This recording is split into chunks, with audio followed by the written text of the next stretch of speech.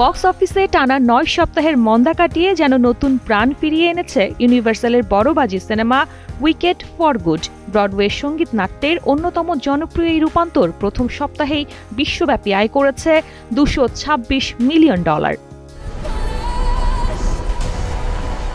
America ও Canada থেকেই এসেছে $150 million. বাইরের আরও ৭৮টি দেশ থেকে সিনেমাটি তুলেছে $76 মিলিয়ন। প্রথম সপ্তাহে আয়ের এই সংখ্যা যেন অভিনব এক বক্স অফিস রেকর্ড।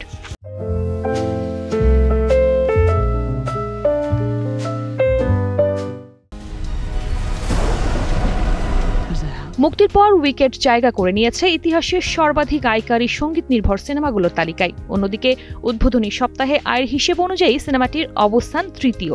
এর আগের অবস্থানে রয়েছে দ্য লায়ন কিং এবং beauty and the blessed.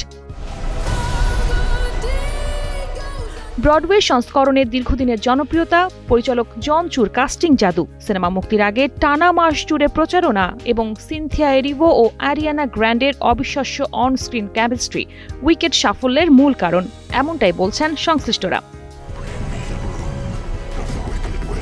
Broadway রূপান্তরের ইতিহাসে রয়েছে ডিয়ার ইভান হ্যানসেন বা ইন দ্য হাইটস এর মতো ব্যর্থতার উদাহরণ, কিন্তু সেই ভয়কে পেছনে ফেলে উইকেট ফর গুড এখন প্রমাণ করেছে ভালো গল্প, শক্তিশালী মিউজিক, সঠিক কাস্টিংই বক্স অফিস দখলের আসল হাতিয়ার।